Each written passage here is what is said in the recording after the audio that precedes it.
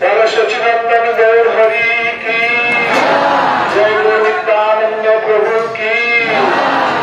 रवि गौरचंद्राय राधिकाय तदालय कृष्णाय कृष्ण भक्ताय तद्भक्ताय नमो नमः।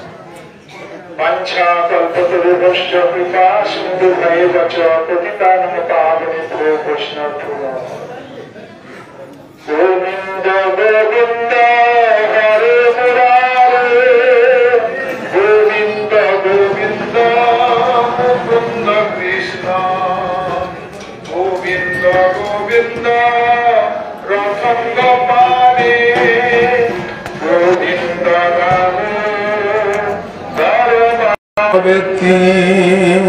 गोविन्द दामोदर माधवे गोविन्द दामोदर माधवेति। हरे कृष्ण कृष्ण कृष्ण हरे हरे हरे राम राम राम हरे हरे। जगद्गुरु नित्यलीला विष्णुपाद अष्टोत्तर शतसुषमान भक्ति प्रज्ञान केशव ठाकुर श्री चरण कमली अनंत कोटि साष्टांग दंडवत ज्ञापन करी मंचस्थ प्रतिद्वंदी पादगण हरि गुरु वैष्णव सबार चरणे अधमे साष्टांग दंडवत ज्ञापन करी।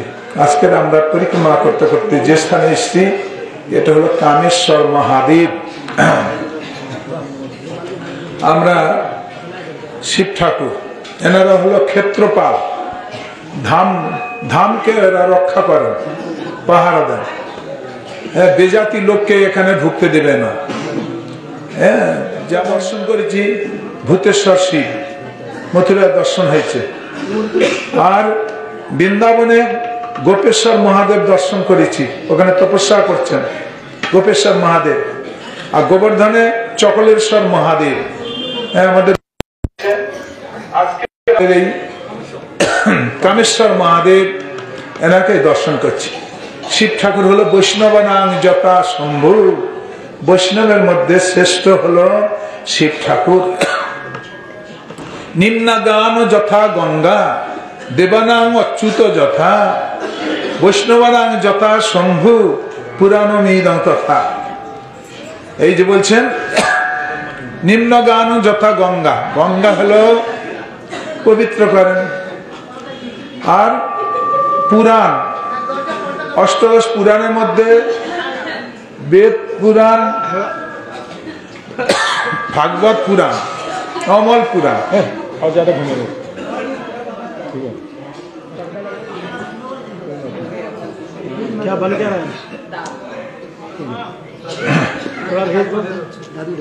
হরে কৃষ্ণ।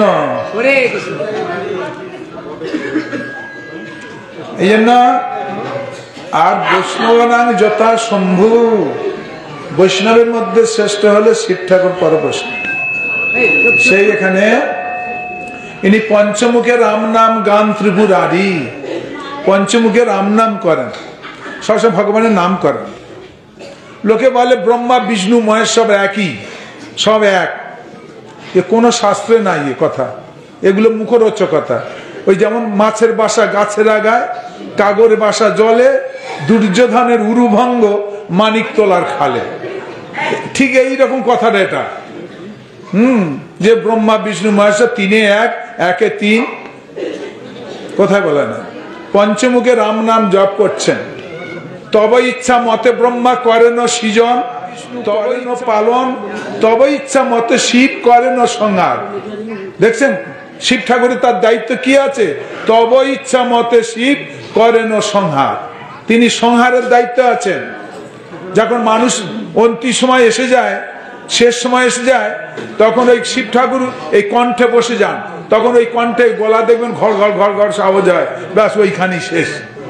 তবে ইচ্ছা মতে শিব করেন সংহার, তার সংহারের দায়িত্ব দিয়েছেন। তবে ইচ্ছা মতে মায়া সিজে কারাগার, তবে ইচ্ছা জীবের জন্ম মরণ। দেখুন তো, কার ইচ্ছায় জন্ম মৃত্যু? তার ইচ্ছায় জন্ম মৃত্যু, এটা ভগবানের হাতে। ওই জন্য ভগবানের এক নাম মুকুন্দ, মুক্তির চাবিকাঠি তার হাতে আছেন, অন্য কারোর হাতে নাই। হ্যাঁ, একটা শিব ঠাকুরের ভক্ত ছিল, তার নাম হলো ঘণ্টাকর্ণ। তার নাম ছিল কি? ঘণ্টাকর্ণ। তার কানে বড় বড় দুটো ঘণ্টা বাঁধা আছে। ওই যে এই নাসিমাল বাজায় যখন ভোগ হয়, মানে প্রসাদ দেবার সময় বাজায়, দেখেন না কি আওয়াজ, ওই রকম বড় বড় ঘণ্টা দুটো কানে দেওয়া আছে, ওই যে বাজাচ্ছে দেখছেন, ওই রকম। অসুত ওদের এত শক্তি, দুটো ঘণ্টা কানে আছে। যখন বিষ্ণু নাম হয় তখন ও কানে ঘণ্টাটা দুটো বাজায় না, আর যখন শিব নাম হয় না, যখন বিষ্ণু শিব নাম হয় তখন তিনি ঘণ্টা বাজায় না, ও শিব নাম শোনে। আর যখন কৃষ্ণ নাম হয় তখন ঘণ্টা দুটো এরকম বাজাবে, রং রং রং। তার মানে কি বলুন তো, বুঝতে পারছেন? মানে ও কৃষ্ণ নাম শুনবে না, গোবিন্দ নাম কানে শুনবে না। যখন শিব ঠাকুরের নাম হয় তখন কান ঘন্টা বাজাবে না, তখন চুপচুপ করে শুনবে। তা শিব ঠাকুর এসে গেছে, বলছে কি বৎস, কি চাও? বলে আমি মুক্তি চাই। আরে হারামজাদা, মুক্তি চাস? মুক্তি যদি পেতে চাস তাহলে কানের ঘন্টা দুটো আগে খোল। হরে কৃষ্ণ। কানের ঘন্টা দুটো খুলে ওই যে নাম শুনতে চাচ্ছি না ওই নাম তো শুনতে হবে। হরে কৃষ্ণ কৃষ্ণ কৃষ্ণ হরে রাম রাম রাম হরে হরে, ওই নাম শুনতে যান। বল ওই নামেই তোর মুক্তি হবে, আমার নামে মুক্তি হবে না, আমি মুক্তি দিতে পারবো না। মুক্তির চাবিকাঠি গোবিন্দের কাছে। ওই জন্য গোবিন্দের এক নাম মুকুন্দ, মুক্তির চাবিকাঠি যার হাতে আছে। মুক্তি প্রদাতা সর্বেশাং বিষ্ণুরেব ন সংশয়। মুক্তি যদি পেতে চাও তাহলে গোবিন্দ নাম শুনতে হবে কান ভরে। হ্যাঁ, কান ভরে এই গোবিন্দ নাম শুনতে হবে, তাহলে তুমি মুক্তি পাবে। আমার নামে মুক্তি হবে না। দেখছেন, শিব ঠাকুরের আরেকজন ভক্ত ছিল, তার নাম কি? বিকাসুর। এই শিব দেবদেবীদের ভক্তরা না একটু অসুর প্রকৃতির হয়। হরে কৃষ্ণ, অসুর প্রকৃতি হয়। আর কৃষ্ণ ভক্ত নিষ্কাম অতএব শান্ত, ভক্তি মুক্তি সিদ্ধিকামী সকলই অশান্ত। কৃষ্ণ ভক্ত নিষ্কাম অতএব শান্ত, ভক্তি মুক্তি সিদ্ধিকামী সকলই অশান্ত। দেখছেন? তাহলে দেখলেন এই বিকাশুরের কথা একটা শুনে রাখেন। সে শিবের আরাধনা করত ওই যে কৈলাসিতে, কাশিতে। ব্যাস শিব ঠাকুর এসে গেছেন। শিব ঠাকুর অল্পতে সন্তুষ্ট হয়, এই জন্য ওর এক নাম হলো আশুতোষ। শুনলাম ভাই আজি নাকি শিব চতুর্দশী, ঠান্ডা লেগে ভোলানাথের হলো সর্দি কাশি। এত যদি জল ঢালে শিব, দেখবেন রাধা গোবিন্দ মন্দির যেন কোনো পিছলা নাই, জল নাই, কাদা নাই, কিছু নাই। ওখানে যে ঢুকলেন দেখবেন পা পিছলাচ্ছে, দুধের জলে একেবারে ল্যাটর প্যাটর হয়ে আসে। সব কামনা বাসনের জল সব বাবার মাথায় ঢালতেছে। আর তো অত জল ঢাললে বাবা তো ঠান্ডা লেগে যাবে না? বলুন তো। শুনলাম ভাই আজি নাকি শিব চতুর্দশী, ঠান্ডা লেগে ভোলানাথের হলো সর্দি। কুমারীরা সব বাবার মাথায় ভাঙছে কত বেল, বেতার চোটে ভোলানাথের হয় বুঝি হাট ফেল। হরে কৃষ্ণ। হ্যাঁ, আর কি বলবো? আই বুড়িরা জল ঢেলে করছে কামনা, বুড়ি হতে চললাম বাবা, বিয়ে কি হবে না? হরে কৃষ্ণ, হরে কৃষ্ণ। থাক, আর বলবো না, যাক। শিব হলো বৈষ্ণব ঠাকুর, তো বৈষ্ণব নাম যথা শম্ভু। ওই জন্য বাবা ভুলে যায়, একটু বেলপাতার একটু জল দিলে বাবা ভুলে যায়, আর অল্পতে ভুলে যায়। এই জন্য তার বাবার এক নাম আশুতোষ। বাবার কিচ্ছু লাগে না, একটু বেলপাতার জল। আর আমার গোবিন্দের কি লাগে? কিচ্ছু লাগে না। কৃষ্ণকে জল তুলসী দেয় যেই জন, তার ঋণ সুদিবারে কৃষ্ণ করেন চিন্তন। গো প্রমানন্দে হরি হরি বলো। কৃষ্ণকে জল তুলসী দেয় যেই জন, তার ঋণ সুদিবারে কৃষ্ণ করেন চিন্তন। তা বিকাশু শিবের উপাসনা করতে করতে বহু পরিশ্রম করেছে। তখন শিব ঠাকুর এসে গেছেন, বলছে বেটা কি চাস বল, দেখ কি চাস? বলে প্রভু সে যেন ভস্য হয়ে যায়। দেখলেন অসুরদের বুদ্ধি দেখছেন? শিবের দেখুন, যার মাথায় হাত দেবো সে যেন ভস্য হয়ে যায়। শিব ঠাকুর আগা পাচা কিছু বুঝলো না, ভক্ত বাৎসল্যে বল যত তাস তুই বলে দিল, ব্যাস বলে দিয়েছে। আর শিব ঠাকুর বলছে গুরুদেব বরটা তো দিলেন, তাহলে আমি পরীক্ষা করে দেখি, বলে শিব ঠাকুরের মাথায় হাত দিতে যাচ্ছে। যার মাথায় হাত দেবো সে যেন ভস্য হয়ে যায় বলেছে। তখন বলছে গুরুদেব তাহলে বরটা যেন দিলেন, একটু পরীক্ষা করে নি। বলে তুই আমার শিল আমার নোড়া ভাঙবি আমার দাঁতের গোড়া? আমার শিল আমার নোড়া ভাঙবি আমার দাঁতের গোড়া? হ্যাঁ, আমার বর নিয়ে তুই আমাকে মারতে চাচ্ছিস? শিব ঠাকুর তো দিয়ে ফেলেছে, উপায় নেই, এখন কি করবেন? ব্যাস। আর শিব ঠাকুরের বাহন কি? ষণ্ডেশ্বর, ষাঁড়। জানো ষাঁড়ের গোবরে কোনো কাজ লাগে না, এখন গোটা রাস্তাটা ছাড়ছাড় ছাড়ছাড় করে। হরে কৃষ্ণ।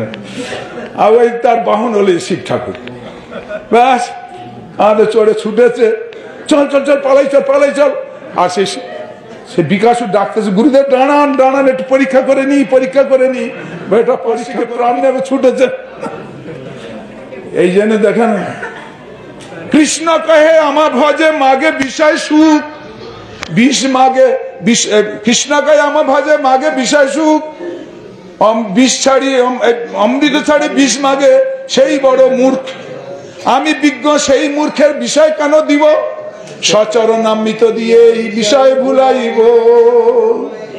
দেখছেন বিষয়, আমরা কৃষ্ণ ভজন করি, অনেকে কৃষ্ণের কাছে আমরা বিষয় চাচ্ছি, ধনং দেহি জনং দেহি রূপং দেহি, ভালো দাও প্রভু দাও। দেখুন গোবর্ধন পরিক্রমা করছেন, দেখেন তো কি কষ্ট করে, দুধ ঢেলে শুয়ে কি করছে, ও তো ভক্তি চাচ্ছে, ওরা কামনা বাসনা দাস, ওই জন্য তো অত কষ্ট করতেছে। হ্যাঁ, ভক্তির জন্য কেউ ওই রকম ইয়ে করবে না, কেউ গন্ডি দিবে না। তারপর কি হলো, ব্যাস শিব ঠাকুর পালিয়েছেন, বিকাশও ছুটে চলে গেছেন। কেমন পালিয়ে কোথায় যাবে? বিড়াল কখন গাছে ওঠে জানেন? কুত্তায় তাড়া করলে গাছে ওঠে। আর শিব ঠাকুর এখন ঠেলায় পড়েছে, কোথায় গেছে? সে বিষ্ণুর শরণাপন্ন হয়েছে, হে প্রভু রক্ষা করো প্রভু রক্ষা করো। ভগবান বলে মনে চিন্তা করতে যে বেটা ঝামেলায় পড়েছে এই জন্য আমার কাছে এসছে, না তো এ আসেন আমার কাছে চক্র করে, ঠেলায় পড়েছে এই জন্য আমার কাছে। প্রভু বলে যাও যাও, বুঝতে বিকজ বিপদে পড়েছে, বলে যাও আমার অন্দরমহলে যাও, ঢুকে যাও, ওখানে থাকো। বলে ঘরের মধ্যে ঢুকে গেছে। আর বিকাশুর গিয়ে খুঁজতেছে, ভগবান ওখানে একটা তপমন করে বসে আছেন বালক বেশে। বলছে বিকাশু তুমি কাকে খুঁজছো? বলে আর বলেন না, ওই আমার গুরুদেবকে। কে গুরুদেব? ওই শিব ঠাকুর। কি করেছে? বলে ওই ভগবান সব তো জানে। হ্যাঁ, বলে কি হয়েছে? বলে ওই যে আমার একটা বর দিয়েছিল, আমি বর তপস্যা করে বর পেয়েছি, তা বরটা চাইছিলাম গুরুদেব কাছে। বললো তথাস্তু। তাই আমি বললাম গুরুদেব তাহলে বরটা একটু দেখিনি, পরীক্ষা করে নি। ওই যেই বলতে গেছি হাত তুলে মাথা দিতে গেছি, ও দিয়ে পালায়, যে পলায়তি সজীবতী, ফাঁসে প্রাণে দৌ কোথায় চলে গেছে। তখন ভগবান বললেন দেখো ও তো শ্মশানে মশানে থাকে, ভূত পেদ মেখে মাখে, ধুদ্রু ফুল কানে দেয়, ভালো মানুষের স্নো পাউডার, লোকে স্নো পাউডার মাখে, আর ও ছাই ভস্য মাখে। ওর পাগলের কথা কেউ শোনে? ভগবান ওর নামে শিবের নামে খুব নিন্দা টিন্দা করলেন, কেন অসুর দেখাচ্ছে ওর নিন্দা করতে হবে। হ্যাঁ, বলে যে হ্যাঁ ছাই ভস্য মাখে, ওর কথা কেউ বিশ্বাস করে? ওর ধাপ্পা দিয়েছে তোমাকে, তো এই পাগলের সাথে তুমি চলছো, তো তোমার মাথা আছে তো, যার মাথায় হাত দেবো সে ভস্য হয়ে যাবে, তো তোমার তো মাথা আছে, তোমার মাথায় হাত দিয়ে দেখো না। আরে কৃষ্ণ, যেই নিয়ে হাত, ভগবান ওর শক্তি হরণ করে নিয়েছেন, ওর শক্তি হরণ করে নিয়েছেন। ও বুঝতে পারে নাই, ও নিজের মাথা নিজে যেই হাত দিয়েছেন, ব্যাস ওইখানে ভস্য হয়ে গেল। গো প্রেমানন্দে হরি হরি। নাম হলো ভস্মাসুর। হ্যাঁ, নাম হলো ভস্মাসুর। হ্যাঁ, ভস্মাসুর ভয় একটু ছাই হয়ে গেছে, ভস্ম হয়ে গেছে। ব্যাস তারপর শিব ঠাকুর বেরিয়ে এসছে, বলে প্রভু আপনি না থাকলে আজকের আমার 5 থেকে প্রাণে টানাটানি হয়ে যেত। আজ 5 থেকে প্রাণ নাও টানাটানি। বলে আরে ভেবে চিন্তে বর দিবে, ওর চট করে বর দিতে নাই, অসুখদের বর দিতে নাই, তোমার বাঁচার রাস্তাটা রেখে বর দিবে। আর আমার গোবিন্দের কাছে বর চাইলে কি দিবে? বলে আমার ভাজে মাগে বিষয় সুখ মাগে। এই বড় মূর্খ, সে মূর্খ আমার কাছে বিষয় চাচ্ছে, বিষয় বিষয় বিষয় বিষয়। হ্যাঁ, আমি বিজ্ঞ, সেই মূর্খের বিষয় কেন দিব? সচরণ নাম মতো দিয়ে বিষয় দিবে। আমি মূর্খ? হ্যাঁ, আমি কাউকে বিষয়। ছেলে যদি বাবার কাছে বলে বাবা আমার হাতে একটা আগুন দাও, তো দিবেন আপনারা কেউ? বলুন তো কেন? ও জ্বলে পুড়ে মরবে। তা ভগবানের কাছে বিষয় চাইলে ভগবান কোনোদিন বিষয় দেবে না, তার চরণের অমৃত দিয়ে তিনি আমাদের বিষয় ভুলাই দিবেন। হ্যাঁ, এই জন্য শাস্ত্রে এরকম বলা আছে। আরো অনেক কথা আছে, যার টাইম হয়ে যাচ্ছে, আপনাদের বেলা হয়ে যাচ্ছে। আজকে ওই পঞ্চগণ্ড এখানে বলবে নাকি ওখানে বলবে? এখানে শিখছে, যেখানে ওখানে খাওয়া দাওয়া এখানে একটু বলে দিই। ধর্মকুণ্ড আছে এখানে, পঞ্চপাণ্ডবরা এখানে ছিল অনেকদিন। হ্যাঁ, এখানে অজ্ঞাতবাসে ছিল, বিরাট রাজার বাড়ি এখানে আছে। হ্যাঁ, এখানে ওরা অজ্ঞাতবাসে ছিল। তখন ওরা বনে বনে ঘুরতো, এই ছদ্মবেশে থাকতো। তখন ওই দ্রৌপদীর জল তৃষ্ণা পেয়েছে, ওই জল আনতে গিয়েছিল। জল আনতে গিয়ে তখন বগরূপী ধর্মরাজ ওই গাছের উল্লেখ করছেন। হ্যাঁ, যখন নকুল, সহদেব, অর্জুন, ভীম সবাই জল নিতে গেছেন, ওদের প্রশ্ন করেছেন, বলে আমার 4টে প্রশ্নের উত্তর দিয়ে জল নিবে, না তো তোমাদের অবস্থা খুব খারাপ। বল তোর বগরূপী তুই কে রে? তোর কথা কে কান দেয়? হ্যাঁ, ওই বকের কথা বলতে গিয়ে একটা কথা মনে পড়ছে। বগ মামা বলে কোকিল তুমি এত কালো, তবু তোমায় দেখি সবাই বাসে এত ভালো। বকটা তো ফর্সা, আর কোকিল কি কালো, কিন্তু বকের কেউ ভালোবাসে না, কোকিলটা ভালোবাসে। তা কোকিল বলতেছে কি, বলে বগ মামা বলে কোকিল তুমি এত কালো, হ্যাঁ দেখি সবাই দেখি তোমার বাসে এত ভালো। কোকিল বলে রূপ কি হবে, চাই তো আগে গুণ। রূপে কি হবে? গুণের আদর। হ্যাঁ বলুন, গুণে আদর। রূপ কি হবে? চাই তো আগে গুণ। তরকারিতে লবণ দিবে যখন, তখন হবে কি? তখন হবে গুণ। তরকারি যখন ভালো হবে যখন দেবে নুন। তরকারি কখন ভালো হবে? ও যত গরম মশলা দাও, ঠান্ডা মশলা দাও, লবণ যদি না দাও কি কি বলবে তো? হ্যাঁ কি না? হরে কৃষ্ণ। খেতে ভালো লাগবে? লবণ ছাড়া কোনো জিনিস। সেই রকম লবণ হলো আমাদের ভক্তি। সব কর্ম করছি, যেমন সব রান্না বান্না করেছেন, লবণ যদি না দেন অখাদ্য। এই কি রান্না করেছি, ফেলতে দূর করতে। হ্যাঁ, ওই রকম আমরা সব কর্ম করছি, সংসারে ভক্তি যদি না থাকে ওই রকম সব হেও, কোনো দাম নাই। ভক্তিরূপ লবণ, এইটাই মনে করতে। তা সে বগরূপী ধর্মরাজ ওখানে বসে আছেন। ব্যাস, সবাই জল নিতে খেতে এসছে। তোর কথা কে কান্দে রে? যেই জল স্পর্শ করেছে মেরে গেছে। নকুল গেছে, সহদেব গেছে, অর্জুন গেছে, ভীমও গেছে, লাস্টে যুধিষ্ঠির মহারাজ এসেছে। যেই দেখছে ভাই সব মরে আছে, জল স্পর্শ করতে যাচ্ছে, বগরূপী তখন বলছে যুধিষ্ঠির মহারাজ, তোমার ভাইদের অবস্থা দেখছো তো? হ্যাঁ, তোমার ওই রকম হবে। আমার 4টে প্রশ্নের উত্তর দাও। হ্যাঁ, 4টে প্রশ্নের উত্তর দিয়ে তারপর তুমি জল স্পর্শ করবে। কি কিম আশ্চর্য কাঁচ বার্তা ক পন্থা কশ্চ মদতে মমৈতাংশ চতুর্প্রশ্নানি কথ্যইতং জলং পিব।